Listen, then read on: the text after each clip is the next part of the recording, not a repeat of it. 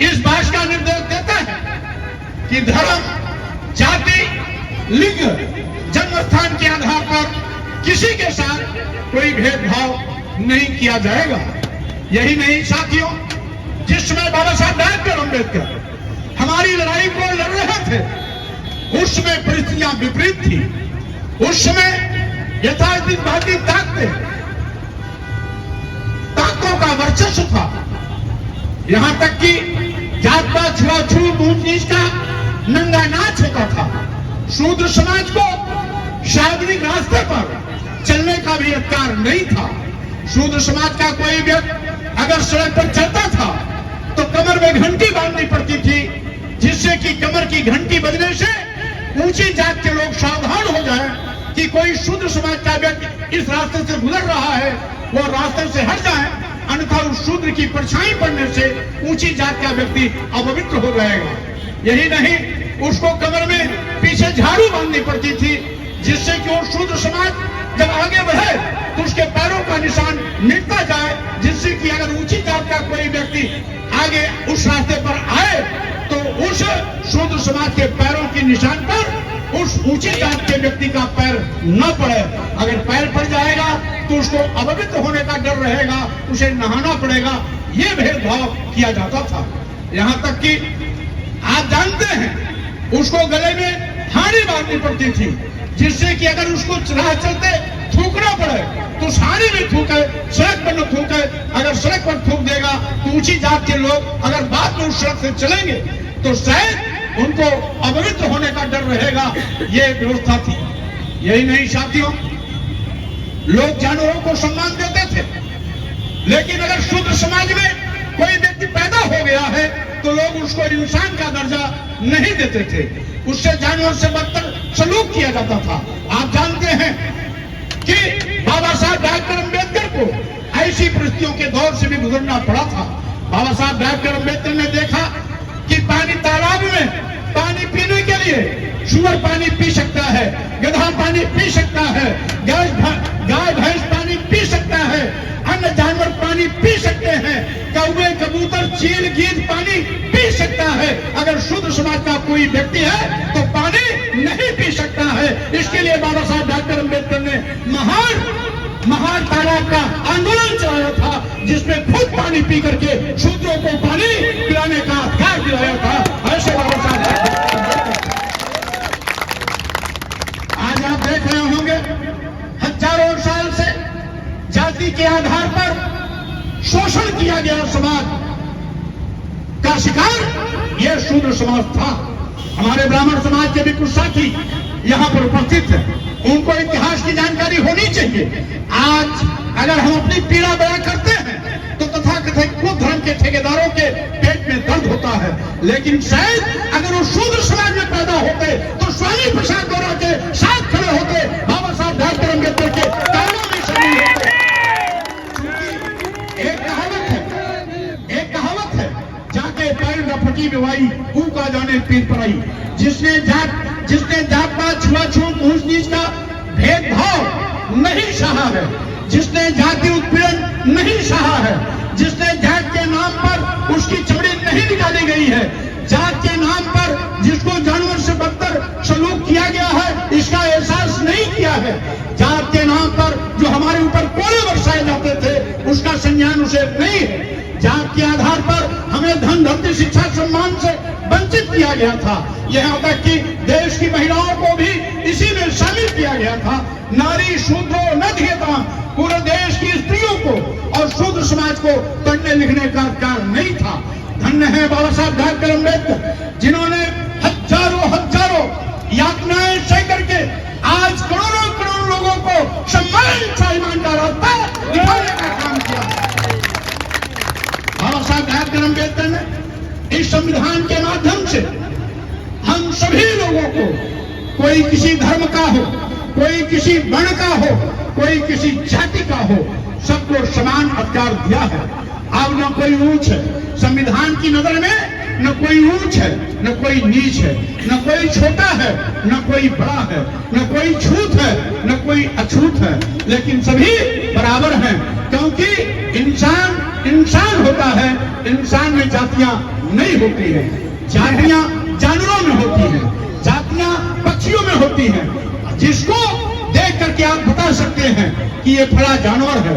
जैसे जातियों में जानवर हाथी होता है, ऊंट होता है, घोड़ा होता है, गधा होता है, सुअर होता है, और साथ ही साथ गाय भैंस बकरी होती है।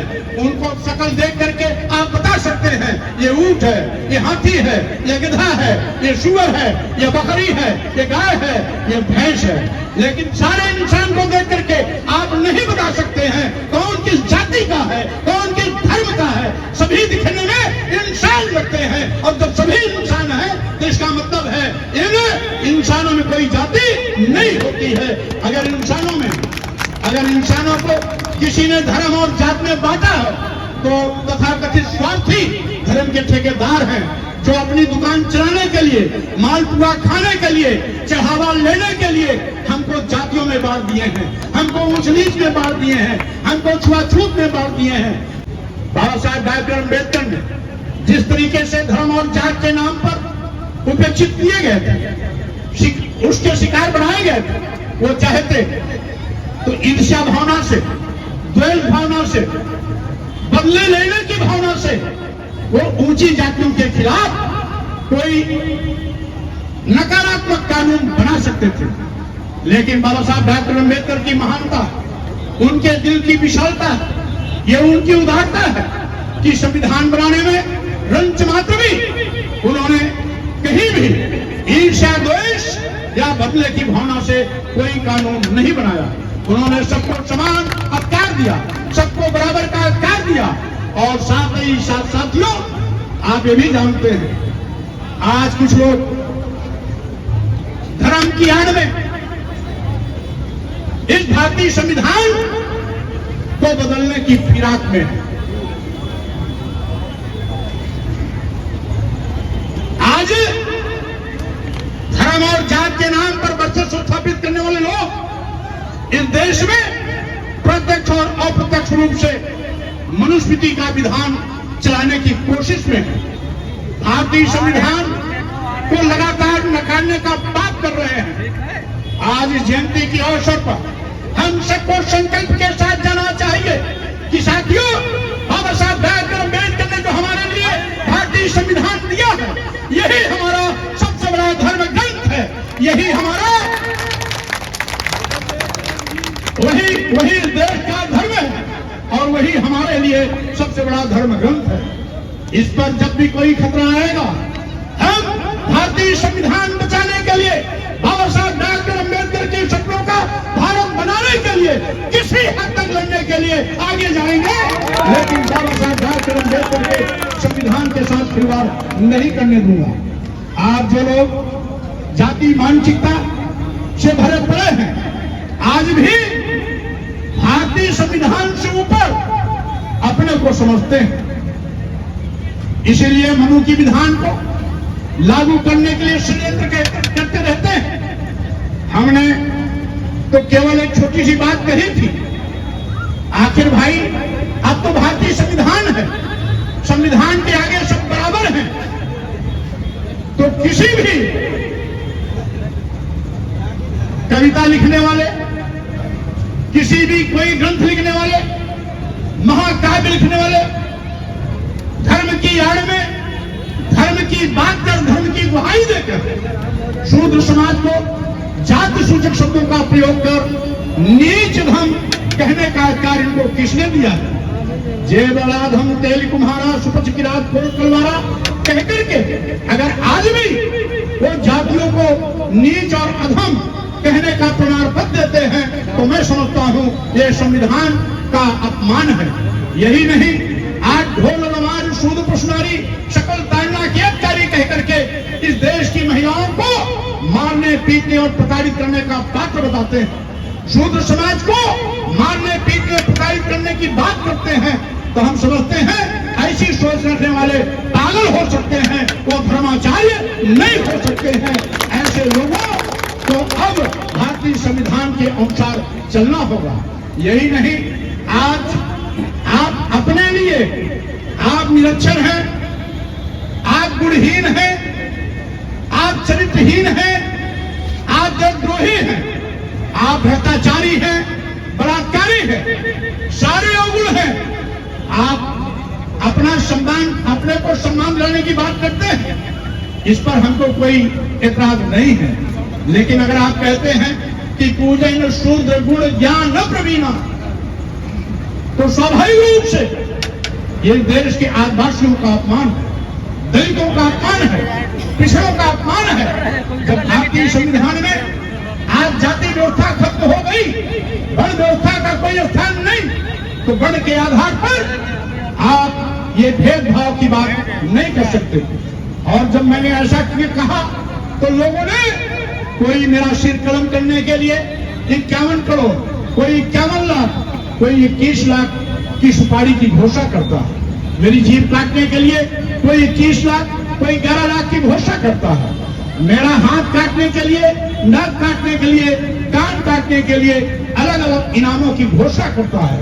कोई 5 लाख की तलवार खरीद कर हवा में लहराता है कि इस तलवार से मैं स्वामी प्रसाद मौर्य की हत्या करूंगा। लेकिन आज इस देश की जो कानून व्यवस्था है वो गूंगी बहरी अंधी है।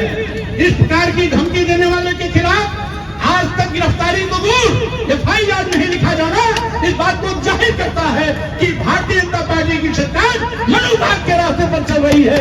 भारतीय संविधान की कसम खाने वाले लोग, भारतीय संविधान की कसम खाने वाले लोग आज भारतीय संविधान की मंशा के विपरीत हिंदू राष्ट्र की बात करते हैं। बाबा साहब डॉक्टर अम्बेडकर ने कहा था, हमारा देश, हमारा संप्रभु राष्ट्र भारत समाजवादी, पंथ निरपेक्ष, लोकतंत्रात्मक व्यवस्था के आधार पर सशक्त और मजबूत किया जाएगा। आज उस समाजवाद की सोच को कुछ लोग खत्म करना चाहते हैं। कुछ लोग लोकतांत्रिक व्यवस्था को खत्म कर हिटलरशाही और तानाशाही स्थापित करना चाहते हैं। कुछ लोग यहाँ पर पंथ निरपेक्ष, धर्म निरपेक्ष की बात को खत्म करके हिंदू राष्ट्र की बात करते हैं। आप जानते हैं यह है हमारे सामाजिक क्रांति के महापुरुषों की धरती है, यह बुद्ध की धरती है, फूले की धरती है, अंबेडकर की धरती है, रविदास की धरती है, गुरु नानक की धरती है, संत कबीर की धरती है, जिन्होंने समय समय पर समतामूलक समाज की स्थापना के लिए एक लंबा संघर्ष किया है। बाबा साहब डॉक्टर अम्बेडकर ने इन सभी सामाजिक परिवर्तन आंदोलन के महानायकों के विचारों को संविधान के माध्यम से कौन बोल रहा है, लिपिबद्ध कर, कानून बना करके, मौलिक अधिकार दे करके हमें सम्मान और स्वाभिमान के साथ जीने का अवसर दिया है। आज बाबा साहब डॉक्टर अम्बेडकर के संविधान के साथ यहाँ की यथास्थितवादी सोच की सरकार नित्य प्रति खिलवाड़ कर रही है। कहाँ से बोल रहे हैं? आरक्षण की धज्जियां उड़ाई जा रही है। अनुच्छेद 15(4)(16)(4) में बाबा साहब डॉक्टर अम्बेडकर ने सामाजिक शैक्षणिक पिछड़ेपन के आधार पर जनजात को आरक्षण का अधिकार दिया था, आज उसे तहस नहस किया जा रहा है। बाबा साहब डॉक्टर अम्बेडकर ने अनुच्छेद 340 के अंतर्गत इस देश के पिछड़ों को सामाजिक शैक्षणिक पिछड़ेपन के आधार पर चिन्हित कर विकास की मुख्य धारा में खड़ा होने, समानुपातिक बजट वितरण करने और आरक्षण देने की जो व्यवस्था सुनिश्चित की है, सरकार उस पर लीपापोती कर रही है। आप जानते हैं अभी अभी कुछ भर्तियां हुई हैं गोरखपुर विश्वविद्यालय में 117 professor, reader, associate professor, assistant professor के पदों पर मुख्यमंत्री की बिरादरी के 71 लोगों की भर्ती हुई है। शेष 6 पदों पर सारे आरक्षित वर्ग के लोगों को समेट दिया गया है। 117 में 6 अनुसूचित जात, अनुसूचित जनजात, पिछड़े वर्ग सहित उसी में मुस्लिम समाज के लोग भी शामिल हैं। यानी 6 में अनुसूचित जात, अनुसूचित जनजात, पिछड़े वर्ग और मुस्लिम समाज, और 117 में 111 पर ऊंची जात के लोग पोस्ट हैं। हम अपनी व्यथा कहते हैं तो कहते हैं मौर्य जी धर्म के विरोध में बोल रहे हैं। हम न्याय की बात करते हैं तो धर्म की आड़ लेकर के हमें उल्टा आरोपित करते हैं। यही नहीं, अभी BHU IIT में पोस्ट ग्रेजुएशन में 8 बच्चों का दाखिला होना था।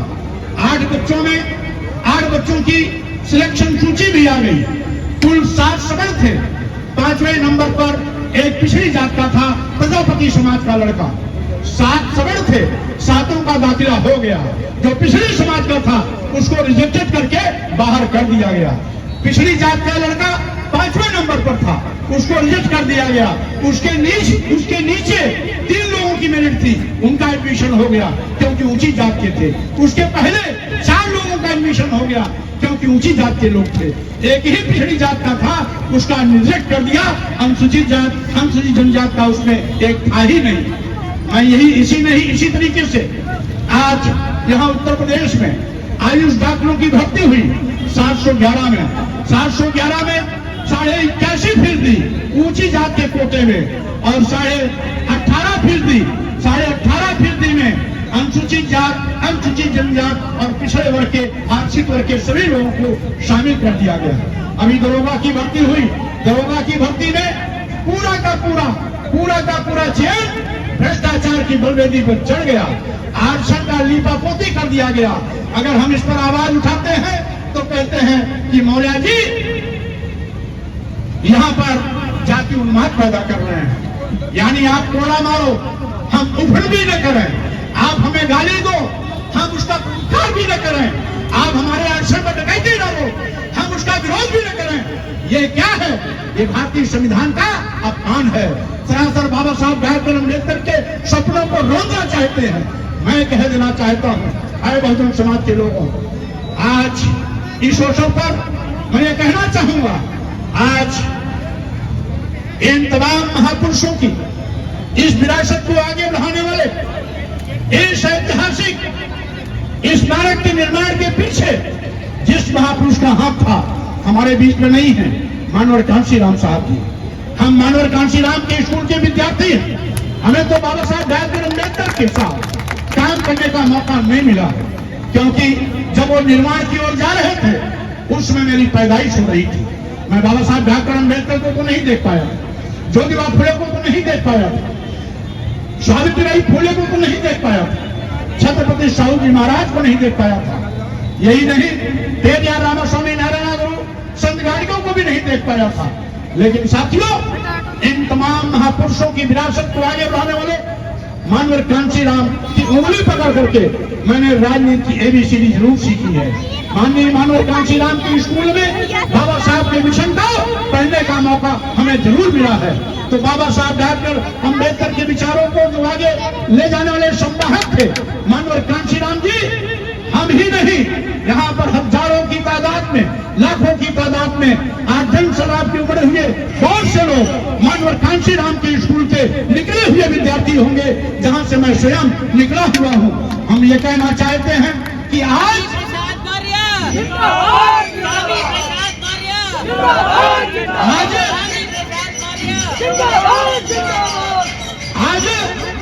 ये जातवादी सोच के लिए फिर से सुर उठा रहे हैं। भारतीय संविधान के साथ घिनौना खिलवाड़ कर रहे हैं। वो अलग से संविधान बनाने की चक्कर में है। मनुस्मृति को फिर से अप्रत्यक्ष रूप से संविधान के रूप में हम सब पर थोपना चाहते हैं। इसलिए जयंती के अवसर पर हम सबको संकल्प लेके जाना चाहिए कि बाबा साहब डॉक्टर अम्बेडकर के अरमानों पर पानी न फिरने पाए, बाबा साहब डॉक्टर अम्बेडकर के सपने का कत्लेआम न होने पाए, बाबा साहब डॉक्टर अम्बेडकर के बनाए हुए भारतीय संविधान के साथ कोई क्रूर और घिनौना मजाक न कर सके। इसलिए संविधान की रक्षा करने का संकल्प लेकर के हम जब यहाँ से जाएंगे तो सही मायने में वो बाबा साहब डॉक्टर अम्बेडकर की जयंती होगी, वही बाबा साहब डॉक्टर अम्बेडकर का सम्मान होगा, वही बाबा साहब डॉक्टर अम्बेडकर को हम लोगों की ओर से सच्ची श्रद्धांजलि होगी। और जिंदाबाद जिंदाबाद जिंदाबाद जिंदाबाद जिंदाबाद। इसे साथियों,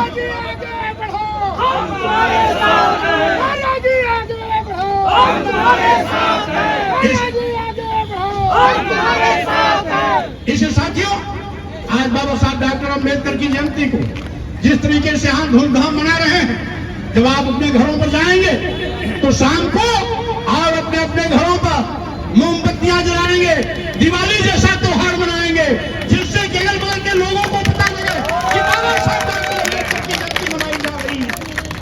और साथ ही साथ ये इस केवल इस 14 अप्रैल को ही नहीं, जब भी 14 अप्रैल आए हर साल अपने इस त्योहार को धूमधाम के साथ दीपावली जैसे घरों की साज सज्जा कर दीपों की कतार जला करके हम अपने प्रिय नेता को याद किया करें और उनके बताए रास्ते पर चलने का संकल्प लें।